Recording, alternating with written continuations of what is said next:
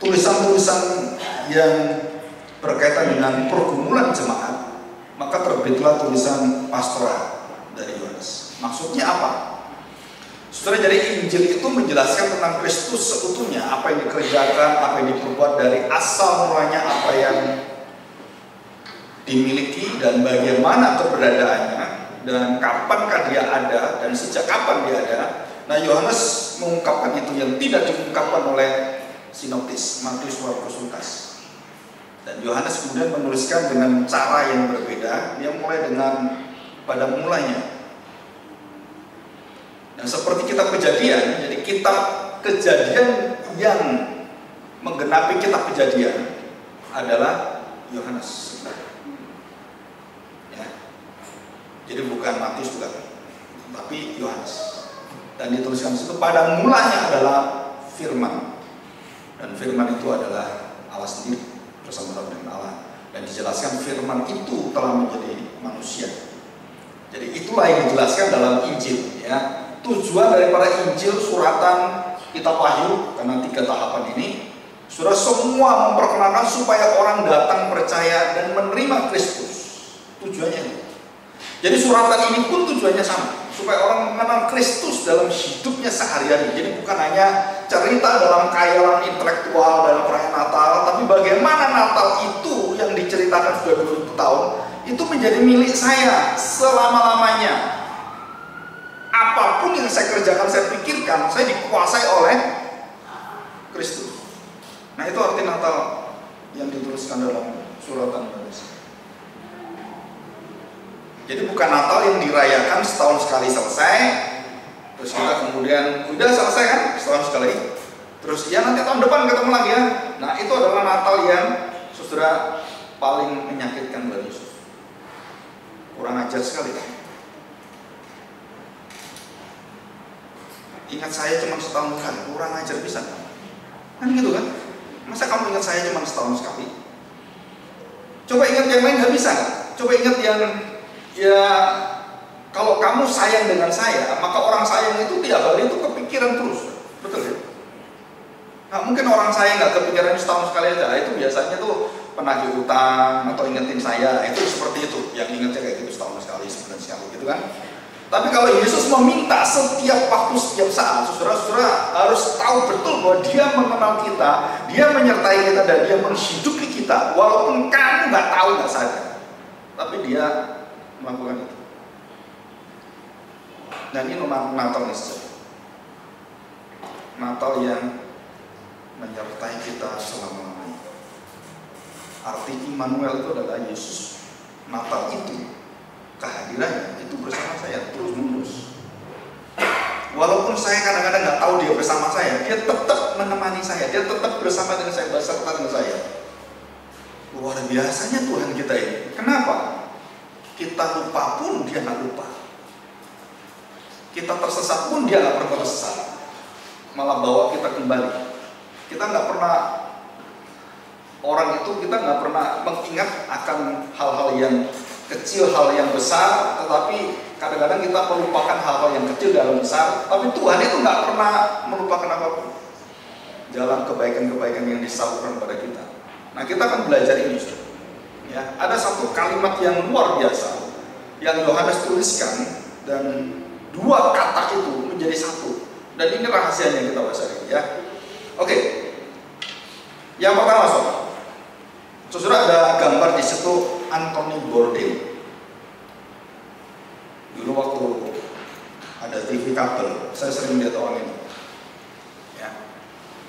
Dan ada tukang masaknya juga sih, tapi yang terkenal di dunia itu Anthony Bourdain. Dan yang kedua adalah Kate Spade, seorang desainer, dan bukannya dia membuat sepatu, tas, dan desain yang lain. Dan dengan waktu yang hampir bersamaan, Anthony Bourdain tanggal 8 Juni 2017 dan 5 Juni Kate Spade 2018, tahun yang lalu, lebih sedikit ya. Nah, mereka berdua itu hampir bersamaan gantung di dalam puncak, the climax of the success of his and her life. Saudara, kedua orang ini sangat ambisi mencari sesuatu keindahan, mencari sesuatu kenikmatan, mencari sesuatu yang disebut sebagai kejayaan, kesuksesan, dan semua dicari oleh dia, dan mereka dapatkan satu-satu. Ini dapat, ini dapat, ini dapat, ini dapat, dan semua begitu dapat semuanya, apalagi sudah dapat, nggak ada lagi. Saudara, jiwanya kosong.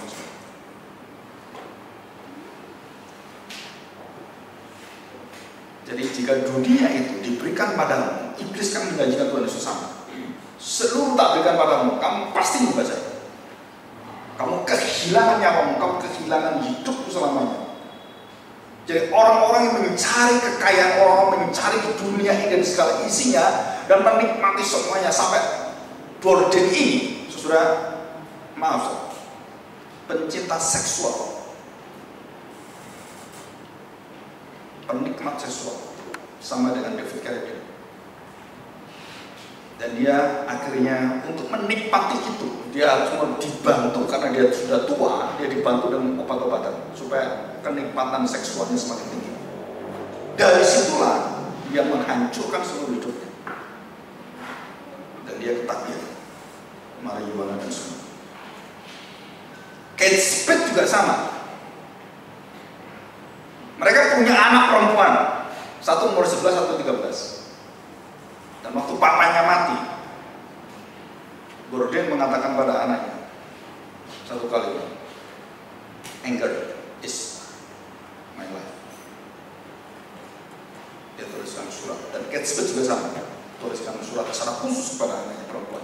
Dan terakhir perkataan yang sangat luar biasa dikatakan, ask your father why I am hanging myself.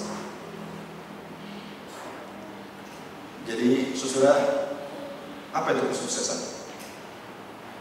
Natal itu mau mencapai apa?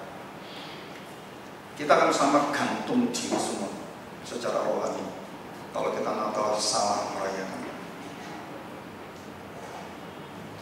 Mencari kenikmatan, mencari Natal yang terindah, mencari pohon yang paling besar. Kalau pohon kecil ini pohon apa? Kerdil. Dibanding pohon yang ada di hotel-hotel, di mall-mall, atau di Jakarta, saudara, pohon Natalnya itu bersaing, saudara. Dan lampunya itu dari ujung pohon itu sampai ke bawah itu berwarna-warni, bercahaya luar biasa. Kalau malam itu mengagumkan, bahkan orang yang bukan Kristen pun foto di sana. Saudara nggak percaya? Setiap ada foto booth yang ada pohon Natal semuanya, yang paling banyak foto bukan orang Kristen. Selfie orang berkerudung. Saudara, ada keindahan memang di sana, tetapi bukan itu tujuannya. Bukan merayakan supaya orang foto-foto gitu. Apakah itu tujuan Tuhan Yesus datang ke dunia? Merayakan Natal bersama-sama dengan Tuhan seperti itu? Atau kita makan-makan gitu? Atau merayakan hal-hal yang seperti itu? Apa sebenarnya budaya? Saudara, dari kedua hal kehidupan ini, selebritis ini, dan mewakili dari laki-laki dan perempuan dan apa yang mereka cari, dan semuanya ujungnya adalah kekosongan jiwa dan maut. Dan itulah yang Tuhan ingin isi hidup kita, saudara, dengan hadirat Dia. Dan tidak ada yang bisa mengisi jiwa manusia kecuali Kristus. Dan Dia berkata, aku sebagai Bapa yang terus ingin merangkul engkau yang berdosa, dan aku berikan anakku yang tunggal, dan supaya dia mati bagimu, dan dia akan menerima engkau sebagai orang-orang berdosa, dan dia memberikan nyawanya, senyawa, sejiwa, setubuh, sedarah. Dan itulah Natal. Apa ini semua berita ini diberitakan terus di dalam perayaan Natal? Ataukah firman Tuhan dan perayaan Natal kita bukan ke sana, tapi bertujuan kepada fokusnya adalah apa yang saya lakukan, apa yang saya kerjakan, termasuk saya apa yang saya khotbahkan nanti supaya orang kaku gitu?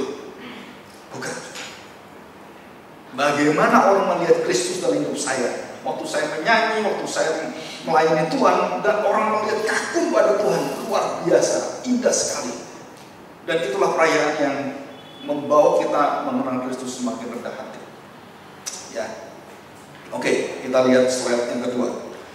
Saudara, Injil Yohanes memberitakan keberadaan Yesus, bagaimana Yesus itu ada sebelum dunia ada. Dia sudah bersama dengan Tuhan sebelum ciptaan, dia bersama. Keberadaannya adalah keberadaan yang kekal. Asal mulanya adalah asal mula yang kekal, yang tidak berawal dan tidak berakhir. Dan dialah yang awal dan yang akhir. Apa maksudnya? Keberadaan Yesus tidak berawal dan tidak berakhir. Dialah yang mengawali, mengalfai, dan mengomegai, mengakhiri segala sesuatu. Dan hanya Yesus, Alfa dan Omega. Bukan Bapa. Saudara tahu ini? Bapa kekal selamanya. Yang Alfa dan Omega adalah Kristus. Jadi segala sesuatu ada, Alfa awal dan akhir semuanya. Itu di dalam kuasa pengelolaan dan penanganan semua. Siapa yang mengeksekusi, yang mengerjakan, itu Kristus. Akulah Alfa dan Omega. Aku tidak berawal, tidak berakhir, kekal. Dan segala sesuatu yang ada awal dan ada akhir itu aku ciptakan.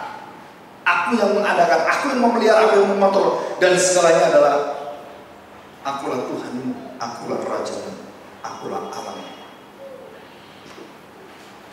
Jadi Natal bukan hanya kita menyambut hadirat seorang manusia yang suci, yang kudus, bukan hanya sampai di sana. Kita menyambut Yahweh Allah yang menjadi manusia. Dia Alfa dan Omega, dan itu ditunjukkan kepada Yohanes pada waktu kita lahir. Itu puncak jati diri Allah di dalam Kristus. Nah, bagaimana sekarang dari awal sudah tahu dan kemudian akhir sudah tahu, tengahnya ini bagaimana? Saudara, ini loh yang kita nikmati. 1 Yohanes pasal 1 ayat 1 sampai 4. Nah, kita akan mulai, ya. Kita ayat yang pertama. Kesaksian Rasul tentang firman hidup, apa yang telah ada sejak semula, dikatakan sejak semula, sejak pada waktu segala sesuatu itu ada, ya, yang telah kami dengar, dan itu nyata sekali. Semua yang ada, semua yang berada itu sekarang, yang mengadakan pencipta itu sekarang hadir, dan kamu bisa lihat, kamu bisa nikmati seperti manusia yang pada umumnya. Apa yang telah ada sejak semula, yang telah kami dengar, yang telah kami lihat dengan mata kami, yang telah kami saksikan, dan yang telah kami raba dengan tangan kami, tentang firman hidup, itulah yang kami tuliskan kepada kamu. Ya, nah, saudara perhatikan. Jadi kehadiran Kristus di dalam hidup kita ini, keberadaannya yang kekal dan keberadaan yang nanti akan menjadi penghakim, dan segala suatu pengharapan akan terwujud di sana. Saudara, ini dikunci oleh Dia. Nah, sekarang di tengah-tengah ini bagaimana saya hidup? Bagaimana saya melakukan semua kegiatan saya? Saya sekolah, saya belajar, saya melakukan apapun. Apa pengaruhnya Tuhan Yesus dalam diri saya? Banyak orang tidak tahu. Dan Tuhan Yesus mengatakan Bapa dan aku adalah satu. Betul? Dan dikatakan aku dan kamu gereja Tuhan. Orang percaya adalah satu. Jadi kalau namanya satu, Bapa dan aku satu, di mana Bapa ada, anak ada. Apa yang dikerjakan Bapa, anak kerjakan. Apa yang diinginkan anak inginkan dari Bapa. Dan semua yang apapun yang Bapa kerahkan, gumulkan, semuanya itu anak juga lakukan. Nah, sekarang kalau kita satu tubuh dengan Kristus, setubuh, segala, senyawa, dan kehendak semuanya, berarti saudara merasakan semua langkah-langkah firman yang hidup itu di dalam setiap perjalanan hidup kita. Dan sore ini kalau dikatakan mudah, nggak mudah, sulit, nggak sulit. Jadi bagaimana? Taat. Karena segala sesuatu nggak bisa kita pikir dengan cara kita berpikir.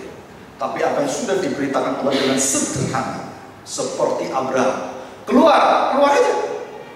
Jangan tanya macam-macam. Keluar dari Ur Kasdim. Kenapa? Kemana?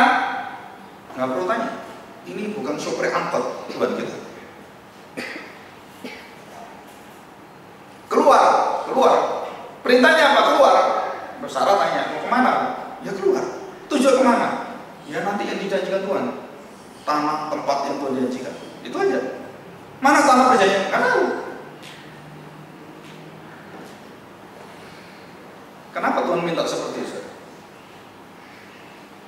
Soalnya kalau diberitahu dan kamu tahu, kamu jadi orang yang sok tahu. Dan Tuhan meminta kita beriman itu selalu kita nggak tahu kemana kita dipimpin Tuhan. Tapi kita tahu ujungnya, kepastiannya, itu pasti, itu namanya iman. Jadi dasar segala sesuatu yang tidak pernah kita lihat, kita pikirkan, tetapi itu nyata dalam hidup kita dan kita tahu jelas langkah-langkah hidup kita. Dan janji Tuhan itu beribu-ribu janji Tuhan ada. Aku menyertai engkau, aku akan selalu memelihara engkau, aku menyediakan engkau. Lihatlah apa yang melakukan mujizat-mujizat. Itu semua ada, so. Nggak perlu kita diajarin, kita tahu semua. Tapi bagaimana pengetahuan tentang Kristus itu betul-betul nyata dan kamu imani dalam perjalanan kamu. Nah ini firman itu bukan firman adalah logos. Logos adalah Kristus. Kristus adalah logos. Kristus adalah firman. Selesai. Saudara, di dalam kitab Injil Yohanes, Yesus adalah logos firman. Itu dengan Yesus adalah hidup, itu dipisah. Tetapi di dalam suratan Yohanes itu satu. Firman yang menjadi manusia itu adalah hidup. Jadi firman hidup. Hidup firman. Jadi bukan Yesus adalah firman, selesai. Dan Yesus adalah hidup. Dia adalah terang manusia. Dia adalah terang yang sejati. Dia adalah terang yang menciptakan sesuatu. Ya, betul. Tapi firman dengan terang itu apa hubungannya? Justru dalam Injil Yohanes ada perbedaan. Karena terang itu dalam kegelapan tidak menyatu. Dan terang itu membukakan. Baru setelah yang gelap menerima yang terang, maka terang itu dengan terang sejati itu hidup. Arti hidup itu apa? Saudara, arti hidup Zoe, bukan bayu, bukan fisikal hidup, bukan. Tapi jiwamu, nyawamu adalah bersama dan milik Tuhan. Bersama dengan Tuhan. Jadi apa yang ada satu dengan Bapa, dari segala sesuatu yang Bapa inginkan, yang Bapa kerjakan, Bapa planning semua, perencanaan semua, itu semua tahu anak dan anak kerjakan semua. Nah sekarang kita satu dengan Tuhan. Di dalam kematian darahnya, di dalam tubuhnya, dalam dagingnya, dia tahu bagaimana dia harus memimpin kita, dia mengajar kita, dan kita harus tahu bagaimana kita taat. Tuhan tidak meminta kita supaya kita menebus dosa orang. Tuhan tidak meminta kita supaya Tuhan menuntut kita supaya kita mempunyai kekuatan untuk melakukan mujizat-mujizat dengan kuasa seperti Tuhan. Enggak. Tuhan cuma minta apa? Saudara, serahkanlah dan lakukannya. Selesai. Iman Kristen itu gampang. Kalau orang lain diminta 5 hari, 1 hari 5 waktu, gitu kan? Saudara, Tuhan minta nggak kita 1 hari 10 waktu? Saya tanya, Tuhan minta nggak 1 hari kita harus doa berapa kali? Ada nggak di dalam Alkitab? Tuhan Yesus berkata, mengajar orang-orang percaya, yang kecil berdoa, karena yang besar orang tua, dan beda-bedain gitu ya, TK, SD, SMP, SMA, luar sampai yang tua, kaum tua-tua berdoa. Yang lebih tua doanya 30 kali, nganggur banyak. Jadi datang ke Tuhan 2 menit sekali, 30 kali 1 jam. Ya kan? Setiap berapa? 1 hari 24 jam. Bagi aja. Kalau anak muda, anak ini nggak perlu. Ya kenapa? Dia masih kecil, dia dibagi 1 hari kamu 5 kali. Coba. Apakah Tuhan mengatur detail seperti itu? Kenapa? Kenapa Tuhan tidak mengatur ibadah Kristen sebagai ibadah yang diatur sebagai setiap hari ketemu Tuhan berapa kali, bagaimana sebab? No, kenapa? Karena dia hadir setiap waktu, setiap saat bersama kita. Setiap waktu, setiap jam, setiap detik, setiap Begitu kamu ingat bagaimana Tuhan mengingat kamu setiap dan di dalam kekekalan masuk dalam diri kita. Dia bersama dengan kita di dalam kekekalan. Artinya apa? Seluruh hidup kita itu dikuasai oleh Dia. Dan kita tidak pernah merasa itu tidak dikuasai semua. Kalau kita ingat, oh iya, saya ingat aku dapat rezeki Tuhan, terima kasih dapat rezeki Tuhan. Ingat dapat rezeki, ngomong doa. Kesusahan Tuhan di mana kamu? Saya di sini. Saya kemana-mana. Saudara, manusia punya kelemahan. Tuhan menyertai kita dalam kekekalan. Kita di dalam kesementaraan melihat kekekalan, gak bisa kita. Maka kita seringkali menuntut, mengeluh dan banyak melakukan hal itu. Kenapa? Karena kita tidak mampu melihat kekekalan penyertaan Kristus, Immanuel yang kekal. Dan Yohanes ingatkan ini, aku sudah melihatnya, aku sudah merabanya, melihat.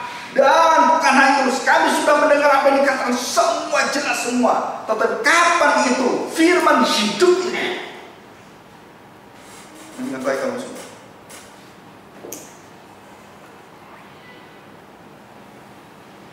Makanya saudara, kita di surga, saudara nggak pernah mikirin suami, istri, dan anak-anak saudara. Jangan harap saudara di surga nanti cari-cari anak saya kemana? Kemana? Aduh masih kecil tak susui, nggak ada. Aduh waktu mati dia kecil itu, waktu saya mati juga waktu saya masih baru melahirkan mati gitu. Jadi di surga nanti nerusin jadi anak terus jadi orang tua, nyusui dia.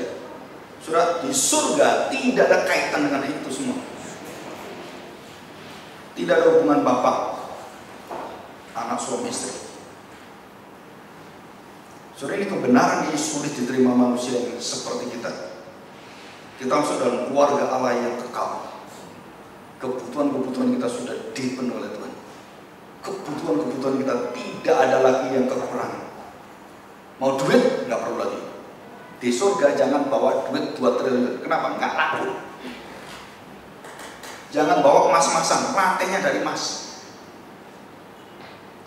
Jangan bawa perhiasan, semua gerbang-gerbangnya tuh intan, berlian, safir semua, zabur. Mau bawa apa kamu? Hah? Semua keindahan ada di sana. Jadi apa yang bawa? Bawalah dirimu menikmati semuanya. Saudara, kita bahas sedikit aja ya tentang kalimat ini. Kita lihat yang kelima, slide kelima, inkarnasi Kristus. Saudara perhatikan, Yesus menjadi manusia tujuannya bukan hanya mengalahkan dosa dan maut, tetapi untuk menghidupi kemenangan Dia dalam dosa dan maut, supaya hidup di dalam dirimu. Ini loh arti Natal. Dia ingatkan kita kemanusiaan Dia yang menanggung dosa, yang disiksa, menderita dan mati, dan akhirnya dipacung, dipasung, digantung di kayu salib. Bukan cuma menjadi contoh, oh ini Tuhan, bukan, itu menjadi milikmu. Menjadi kuasa yang akan memberikan kamu kuasa mengalahkan segala sesuatu yang berkaitan dengan dosa, maut, belenggu-belenggu semua, dan termasuk, saudara, kuasa kegelapan. Jadi Rasul Yohanes menuliskan suratan ini, saudara. Dia melihat, nanti saudara melihat pada ayat 5, 6 semua tentang dosa. Dan jelas dikatakan oleh dia, kita yang sudah percaya Yesus tidak berdosa lagi dalam status kita. Hebat sekali. Dan ini disalamkan oleh Joseph Prince. Akhirnya kita nggak perlu lagi mengaku dosa. Itu salah besar, saudara. Kenapa? Saudara, karena yang menjamin Kristus, yang melakukan Kristus, yang sudah mengalahkan dosa Kristus, yang mati bagi dosa Kristus, dan Dia hidup dalam dirimu. Kamu tidak berdosa lagi. Kenapa? Karena Kristus hidup dalam dirimu.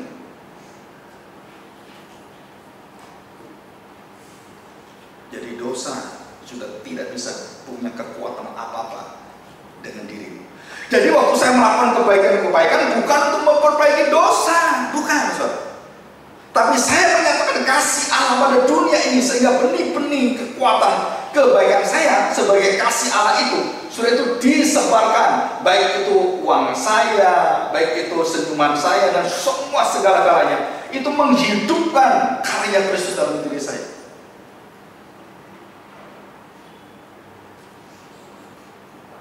Saudara, William Perkins dengan sangat baik memberikan tentang Natal, bagaimana tentang kerendahan hati dalam Natal. Saudara, Natal itulah tempat di mana kita melihat kehinaan sebagai awal untuk melihat semua rahasia kemuliaan. Saudara, Yesus lahir, tempat yang dipilih, orang tua yang dipilih, dan semua data yang dipilih, dan semua hal-hal yang diminta dan ditetapkan Tuhan. Itu bagi mata kita itu sangat mungkin bisa kita terima dengan tanda petik. Kalau dia adalah raja di atas segala raja, dia adalah Allah, nggak boleh mati di tempat seperti itu, lain tempat itu, dan dengan orang-orang seperti itu. Dan itu konsep manusia. Orang Majus salah melakukan itu, dan semua orang-orang menyambut Tuhan dengan kesalahan-kesalahan, dan gereja sama melakukan kesalahan yang sama. Apa yang salahnya?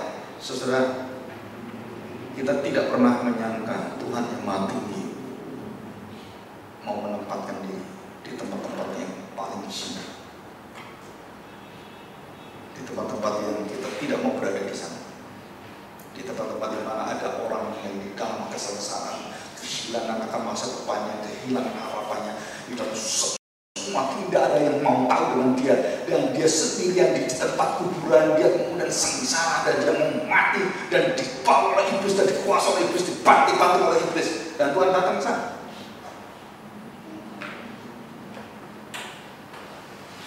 Dan kita membangun Natal dengan cara apa? Orang Majus akan datang ke sana, orang-orang Farisi datang ke sana, ahli Taurat datang ke sana. Dan ini bukan bayi Yesus yang datang, itu bayi antikristus yang kamu rayakan. Saudara, kesengsaraan Tuhan adalah kunci kebahagiaan kita. Dan saudara mau cari apapun bahagia itu berasal dari kesengsaraan. Saudara mau dengar cekcok dan cek yang lain, pasti dia akan pernah katakan, oh kalau kamu mau berhasil, kamu akan mendapatkan jalan yang mulus. No, dunia pun dididik oleh Tuhan. Kesengsaraan, ketahanan, semua itu adalah kunci kesuksesan. Dan itu jelas sekali. Itu hati Tuhan, moral yang dibawa oleh dalam kebenaran-kebenaran.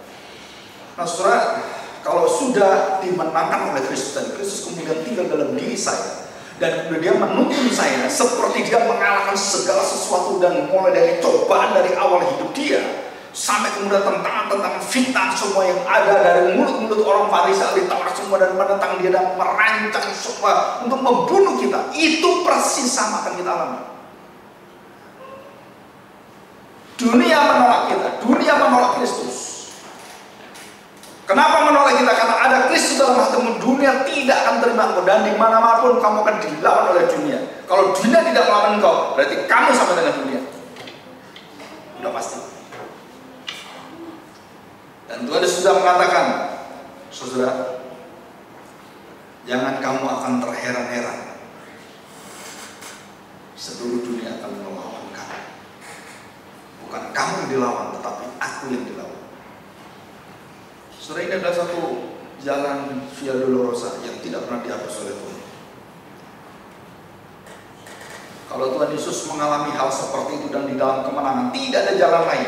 Dalam kemenangan, saudara, tidak ada jalan tol, tidak ada jalan kemudahan, tidak ada jalan yang mulus, tidak ada jalan yang sepikiran dengan kamu. Wah, saya bisa melakukan hal supaya cepat kaya, mengkorupsi dan semua. No, itu bukan jalan Tuhan. Saudara tahu penelitian terbaru beberapa waktu ini?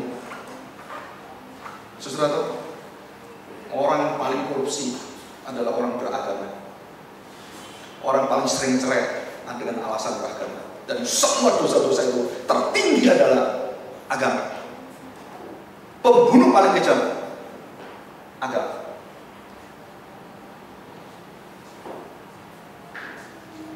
Semua atas nama apa? Dilegalkan dengan agama, dibuatkan hukumnya, dibuatkan semuanya. Saudara, waktu kamu membaca Kristus, nah tahun depan kita akan belajar satu persatu khotbah di bukit. Keindahannya apa?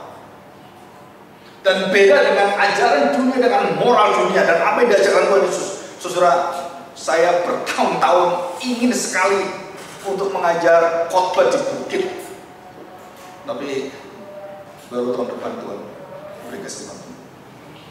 Saudara, sangat beda apa yang dipikirkan Tuhan dan dipikirkan manusia. Moral yang ada, yang terbatas itu dengan apa kebaikan-kebaikan moral tanda petik yang dari Yesus itu, saudara, jauh beda jauh. Dan disitulah kita belajar kehadiran firman hidup. Coba saya baca ya, perhatikan saudara. Ayat 1 yang terakhir. Firman hidup itulah yang kami tuliskan kepada kamu. Jadi bukan firman logos, bukan itu lagi, tapi logos firman yang hidup. Nah, itu yang kutuliskan padamu. Artinya hidup apa? Berkaitan dengan Zoe, your life, your salvation. Hidup keselamatanmu. Yang aku tuliskan adalah firman keselamatan dalam dirimu yang harus kamu hidupi. Ayat 2 ya. Hidup itu telah dinyatakan dan kamu telah melihatnya, dan sekarang kami bersaksi dan memberitakan kepada kamu tentang hidup kekal yang ada bersama-sama dengan Bapa dan yang telah dinyatakan kepada kami. Jadi artinya apa? Di dalam sejarah, dalam kronologis semuanya itu firman itu sudah hadir, dan kami, perhatikan, saya merenungkan kalimat ini. Saya ingin seolah saya itu bersama dengan Tuhan Yesus seperti murid-murid. Dengar, melihat, meraba. Saudara, pengetahuan Allah yang tidak pernah bisa diraba, sekarang bisa diraba. Orang-orang filsuf-filsuf itu mengatakan metafisika dan pengetahuan yang fisik tapi meta, enggak bisa. Sekarang Yesus mewujudkan metafisik yang tidak pernah terjangkau itu. Allah yang tidak terjangkau itu sekarang dapat engkau pegang, engkau lihat, engkau peluk, engkau cium. Allah yang tidak pernah bisa engkau kenal sekarang engkau kenal dengan baik dan diceritakan dan aku saksikan. Apalagi Yohanes sering sekali tidur di pundak Tuhan Yesus. Masih ingat? Dia menikmati hadirat Sang Maha Karya Pencipta ini. Dia menikmati bagaimana seorang manusia yang adalah Allah sendiri. Saudara, itu kenikmatan yang tidak terbatas. Apa yang kamu dengar, kesaksian-kesaksian, dan kamu mendengar apa yang dilakukan Tuhan Yesus menakjubkan orang, dan kamu dengar semuanya, dan kesaksian begitu banyak. Bukan cuma 1-2 ribu, dan berjuta-juta orang sudah menyaksikan ini dan mendengar ini, dan kamu sudah mendengar semuanya. Apa yang aku dengar, yang aku saksikan, aku lihat yang terjadi semuanya. Ini bukan khayalan, bukan legenda. Ini adalah betul-betul dia adalah Allah yang menjadi manusia. Saudara, kekaguman kita untuk Tuhan Yesus, saya beritahu, dia mengangkat roti-roti yang ada, 5 roti 2 ketulikan, tangannya menyentuh, dan dia membagikan. Saudara, setelah rasul-rasul Yesus naik ke surga, mereka menikmati hadirat Yesus yang kekal, yang bukan hanya dilihat oleh dia, tapi sekarang itu kuasa ilahinya itu dirasakan mereka, dan mereka akan ini udah tak beritakan. Jadi waktu mereka melihat itu terkagum-kagum, dan mereka lihat, luar biasa, sisa 12 keranjang. Dan waktu dituliskan dalam suratan Yohanes lebih kagum lagi. Waktu itu tidak ada di depan mata dia, tapi kuasanya itu menjamin dia, dan diberitakan pada kita, mujizatnya itu kuasanya menyertai kamu sama persis. Tidak ada diskon.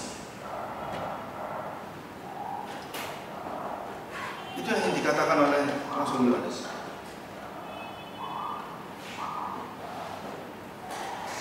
Saudara, keberadaan Kristus yang sudah lewat dan dikatakan kekal itu tidak ada masa lalu, masa sekarang, masa datang. Yesus sama selama-lamanya. Jadi waktu dia melakukan mujizat dan dilihat oleh Yohanes, dan Yohanes beritahukan kepada kita, dan apa yang dilihat itu dia menikmati semuanya, dan kuasanya sama dan kekuatan sama, dan itu menjamin kamu dalam hidupmu sama. Saudara, Immanuel ini bukan cuma slogan ditulis di gereja Immanuel, nggak ada Tuhannya di sana. Gereja gede-gede itu ada Immanuel banyak. Atau di mall-mall, di mana Yesus di mall? Gak ada. Tapi ada Immanuel. Ada tulisan Immanuel, tidak ada Immanuelnya. Bersyukurlah kamu jika tidak ada gerejamu Immanuel, tapi Immanuel ada dalam hatimu. Kamu masuk gereja kita ini gak ada perayaan apapun, mana gak ada semua. Pak, ini Natal apa, Pak? Ada orang tanya gitu kan, Natalnya gereja Pak Agung ini aneh. Cuman ada kontrang ini. Ini pun sisanya orang tadi pagi. Gitu kan? Saudara, bukan itu maksudnya, bukan hal seperti, tapi bagaimana Immanuel yang kekal itu, saudara mempunyai iman dan melihat, dan saudara menjamin semuanya iman itu sama seperti yang dilakukan oleh dia, tangannya, kemudian suaranya, dan dilihat oleh Rasul, itu persis sama menyertai kamu, dan dia hidup dalam hidup.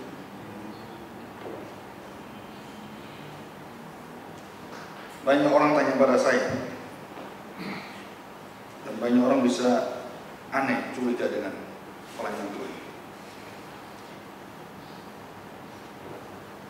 Ada orang tanya, Pak, gereja Bapak itu orangnya cuma sedikit, kok bisa ya? Jawa gedung ini semua, kok bisa Bapak bisa pergi ke sana kemari? Saudara, saya beritahu, saya pun nggak tahu. Kalau saudara tanya gitu, dari mana gitu? Nggak tahu.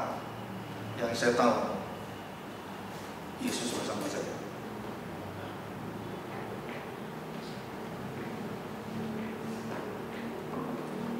Saya masih ingat waktu kesulitan-kesulitan dalam hidup saya.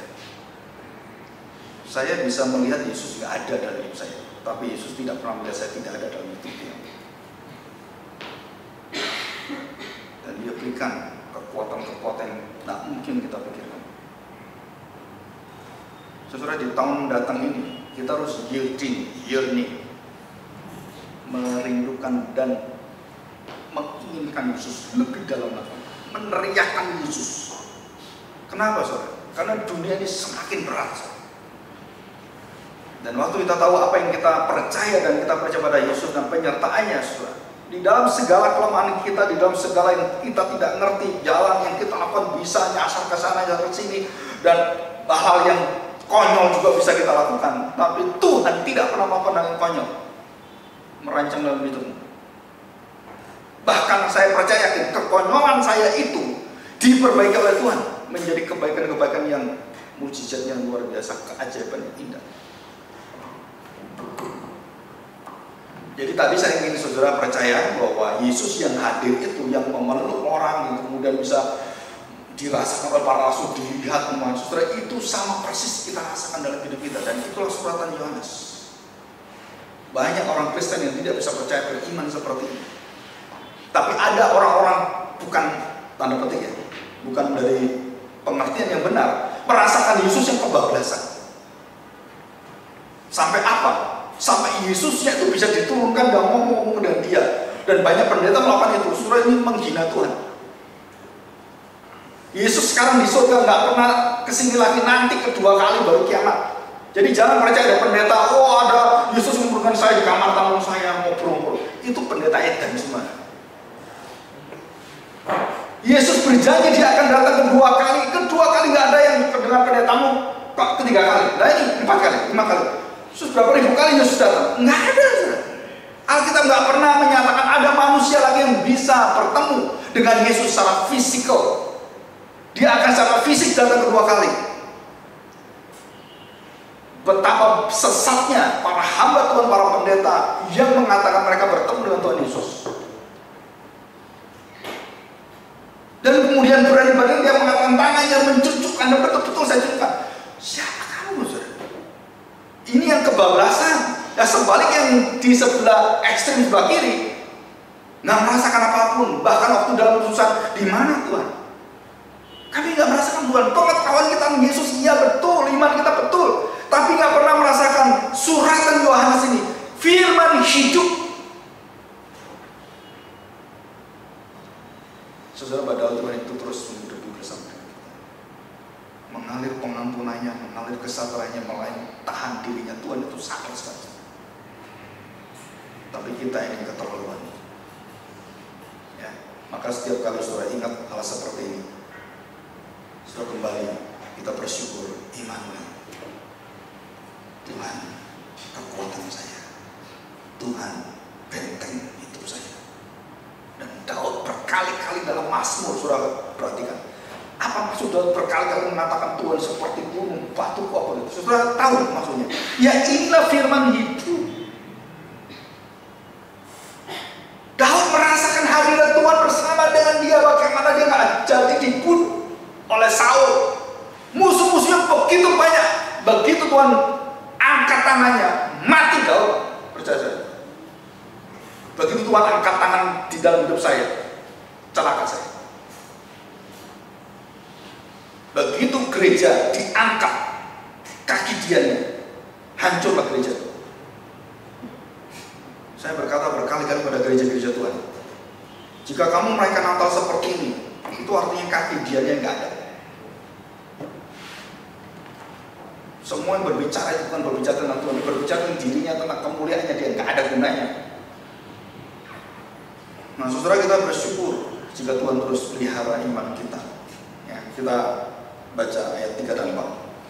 Apa yang telah kami lihat dan sudah terjadi, dan yang telah kami dengar itu, kami beritakan kepadamu juga, supaya kamu pun beroleh apa, saudara?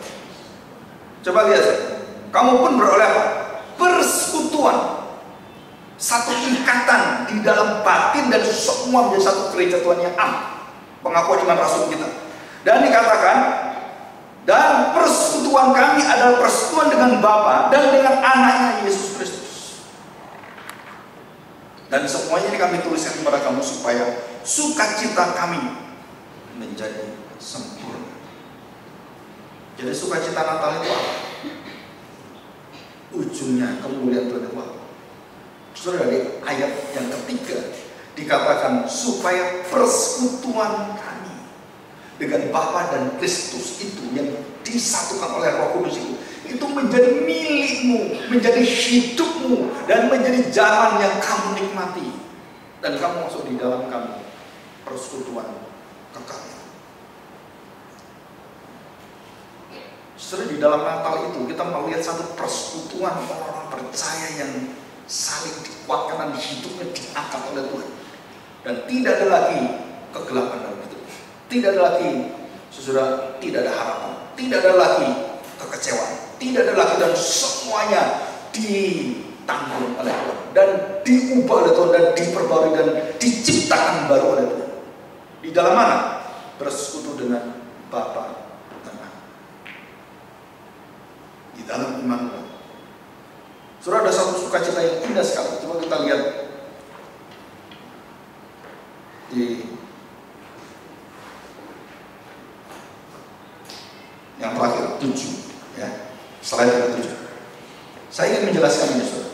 Ya, perhatikan baik-baik. Tuhan Yesus mengatakan, I am the way, the truth, and the life. Saya adalah jalan, kebenaran, dan hidup. Ya, tadi dikatakan firman hidup. Dan berkali-kali Tuhan sebelum prainkarnasi, Allah bertemu dengan Abraham, bertemu dengan Adam, bertemu dengan Yosua, bertemu dengan siapapun dalam kemuliaan sebagai tanda petik teofani itu atau kristofani, prainkarnasi Kristus. Dan mereka kemudian melihatnya, dan mereka mencoba untuk mengerti, dan mereka terkagum dan mereka menyembahnya. Semua orang bertemu dengan Kristus yang pada awal, setelah semua itu menyembah seperti menyembah Yahweh, karena dia adalah Yahweh. Mereka sujud menyembah, dan berkali-kali dijelaskan di sana mereka melihat dan mereka menyaksikannya, dan mereka semua ingin sekali, saudara, tidak pernah ditinggalkan oleh Allah. Nah, ini arti persekutuan. Saya berharap dan saya percaya jika keluarga yang percaya pada Kristus akan bersatu dan tidak terpisahkan sama kekal. Saya rindu ketemu papa saya, dan saya percaya saya akan kekal bersama dengan dia dan tidak terpisahkan. Saya rindu ketemu dengan Tuhan Yesus. Saya ingin tahu wajahmu itu kayak apa sih Tuhan. Saya ingin tahu Tuhan Yesus. Kamu lihat foto-foto yang di Tuhan Yesus itu banyak, sampai orang Afrika punya Yesusnya sendiri, hitam, keriting. Orang Jawa Yesusnya pakai keris loh. Yesus yang benar, Yesus yang mana? Kan ribuan foto Tuhan Yesus yang dilukis apa? Bahkan anakmu bisa melukis Tuhan Yesus juga kan? Yang pokoknya ada brewoknya ya Tuhan Yesus sudah gitu kan? Coba kamu semua lukis semua, cari ini yang Yesus yang mana satu persatu. Ada nggak? Saudara tahu? Nggak ada yang tahu. Saudara tahu? Semua orang yang Larry King dari CNN ditanya, oh Larry King ini kan host yang terkenal nomor 1 dunia dari CNN, dan dia banyak wawancarai tokoh-tokoh dunia politik semua kan. Terus dia kemudian diwawancarai oleh seseorang, ditanya, kamu tuh sebenarnya kalau pribadi yang ingin kamu wawancarai itu yang tidak kesampaian itu siapa? Coba tahu? Dia jawab satu kalimat, sampai hari ini saya punya kerinduan, yearning. Saya ingin mewawancarai satu pribadi yang saya ingin sekali mendengarkan kalimat-kalimat itu. Siapa? Yesus Kristus. Dan saya percaya nanti di surga bukan dia mewawancarai Yesus, Yesus mewawancarai dia. Ya kan? Ditanya, kamu percaya saya enggak? Nggak bisa wawancara kamu kalau kamu nggak bersekutu dengan saya. Nah, di dalam persekutuan itu jelas sekali menjadi satu, artinya tidak terpisah, tidak tercerai. Jadi orang-orang Kristen yang ditulis oleh Yohanes, mengapa kamu harus menikmati satu sukacita apa? Kamu tidak akan terpisah selama-lamanya. Saudara, ini kalimat sulit sekali. Jadi begini, saya dengan satu keluarga besar ya, atau jemaat. Kan kadang-kadang ada orang, bukan hanya pemimpin gereja ya, orang biasa pun kadang-kadang kan ya kayak mencek gitu kan. Saudara tahu, saudara harus menerima itu sampai kekal. Karena itu adalah persekutuan kekal. Jadi maksud saya, kalau itu sampai kekal, ya kamu harus perbaiki sekarang loh. Betul nggak? Jadi persekutuan dalam gereja ada persekutuan apa? Menyembuhkan, untuk merestorasi. Kenapa? Nanti kekal di sana. Nggak bisa. Kamu harus beres sekarang di sini. Dan bagaimana kita mencintai, bagaimana kita bisa menerima, saudara, di sinilah. Di kamu waktu lahir, di hidup di dunia ini, bersekutu dengan persekutuan yang kekal itulah. Saudara sudah belajar menerima orang-orang yang percaya pada Tuhan, yang sulit, yang bagaimana, dan kamu bagikan hidup bagi dia seperti Tuhan bagikan hidup bagi saya, menebus saya. Dan disitulah gereja Tuhan harus menyatakan sukacitanya menerima orang berdosa. Dan gereja seperti ini yang paling ditakuti oleh setan. Gereja yang bersaing, itu senangannya setan. Tapi gereja yang saling merendahkan hati, saling membangun dan mengampuni, setan paling takut di sana. Tapi saya tanya, adakah gereja seperti itu? Dan saudara tahu, kebanyakan gereja, hampir semua, saudara, itu gereja sering membunuh orang.